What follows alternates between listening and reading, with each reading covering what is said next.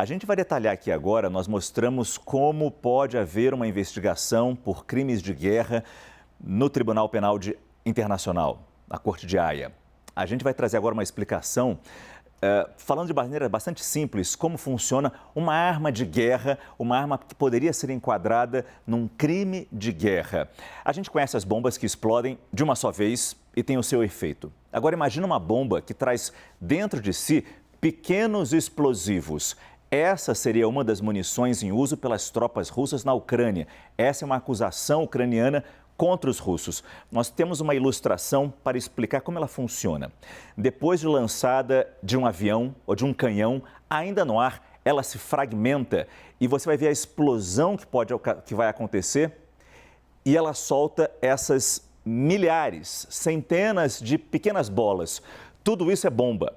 O nome dessa bomba é uma munição cluster, uma bomba cluster ou uma bomba de fragmentação. Várias questões humanitárias estão envolvidas, já que além de alcançar um raio maior de destruição, já que ela explode no ar e vai lançando esses pequenos explosivos, essas pequenas bombinhas, quando não detonadas, ficam no solo como minas terrestres, fazendo vítimas mesmo depois que o conflito termina. Na semana passada, rodou o mundo uma imagem que poderia ser de uma bomba cluster, né, Favalli? Exatamente. A gente vai ver aqui no telão o detalhe que aí a gente conseguiu identificar. Nesse primeiro frame, a gente consegue ver que eram 2 mísseis e depois ele se divide em pelo menos 6 outras partes. A gente pediu ajuda de analistas e eles concordam que isso é muito provável que seja uma bomba de fragmentação. Você tem 1 ou 2 disparos que depois ele vira 6 outras unidades. Na sequência, vocês vão entender o que acontece. Então vejam que havia 2 unidades, elas passam a ser 6, né? Elas se multiplicam por 3 e na sequência uma série de explosões. Essas são as chamadas bombas de fragmentação, como o Márcio está falando. O resultado são múltiplas explosões. A vantagem é que um mesmo disparo ou 2 disparos conseguem atingir um raio maior. Aumentam as vítimas, deixam mais feridos e a chance de atingir civis é muito maior. É muito importante frisar que existe um acordo internacional para que países sejam signatários para não usar esse tipo de armamento, que é banido por um tratado internacional. Rússia e Ucrânia não são signatários do acordo que baniu os cluster bombs, né, as bombas de fragmentação. Excelente observação. E lembrando e reforçando isso, a análise feita por especialistas com base em imagens não é precisa. É preciso sim que o Tribunal Penal Internacional, que especialistas vão até a Ucrânia, verifiquem isso em loco, mas a gente sabe, ainda é uma zona de guerra.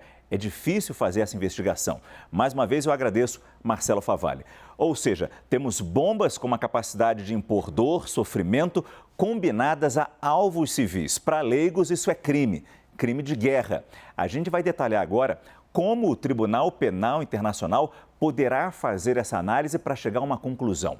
Eu converso mais uma vez com Günter Rudsit, professor de Relações Internacionais da ESPM.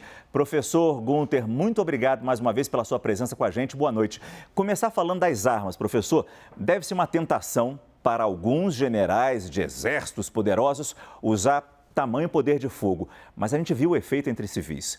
É fácil provar e só isso já pode ser determinante para uma condenação em Haia. Como é que funciona essa investigação e esse atestado de que sim, foram usadas bombas de tal tipo em tal conflito?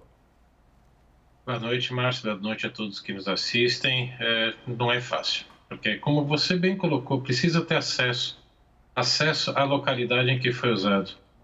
E que a gente tem que lembrar que boa parte de todas essas munições que os russos estão usando hoje aí na Ucrânia, entre aspas, foram testadas antes na Síria, no conflito sírio, na guerra civil, que o país está mergulhado, né, desde 2011, que a partir de 2015, né, a presença russa passou a ser gigantesca e que, por exemplo, a cidade de Alepo, norte da Síria, que estava controlada, né, por grupos opositores ao regime, né, do Bashar al-Assad, foi retomada com a ajuda das Forças Armadas russas e que a cidade foi arrasada. Então, tudo isso que está acontecendo aí já aconteceu antes. Inclusive, é uma discussão sobre antes, até mesmo nessa intervenção, da utilização de armas químicas por parte do próprio governo Assad. E sempre esbarra nesse ponto: você conseguir ter acesso a todas essas localidades e fazer essa comprovação.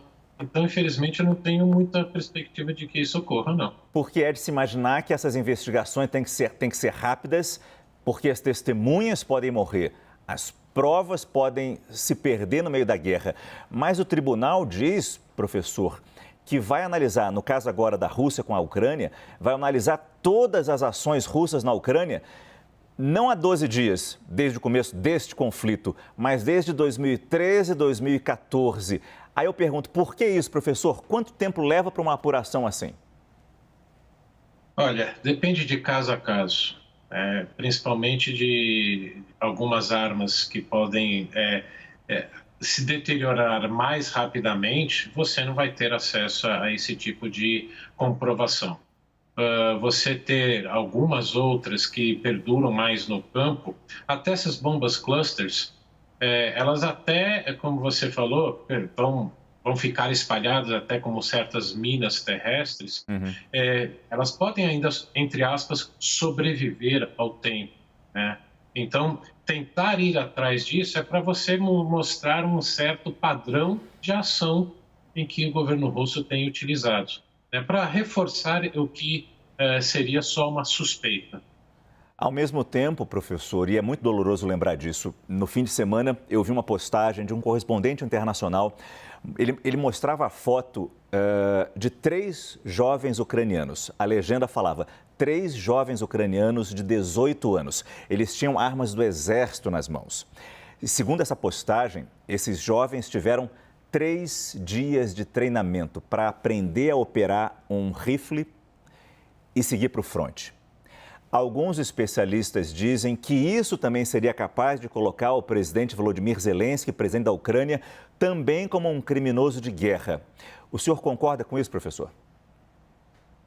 Olha, ele está diretamente ligado a isso, é bastante difícil comprovar, porque você tem um país que está sendo invadido e que as pessoas estão tomando decisões por conta própria, ir para o campo de batalha, mas que pode ser levado, pode ser. É diferente de uma estrutura militar que tem uma hierarquia muito bem estabelecida e que você tem um governo centralizado que, para usar determinados tipos de equipamento, principalmente de munição, isso vem de uma hierarquia. Então, são casos distintos, mas que você pode sim, se quiser, poder levar para uma situação de você ter feito crianças lutarem. Mas você vai conseguir impedir uma criança que está vendo o seu país ser invadido não lutar? É difícil, né?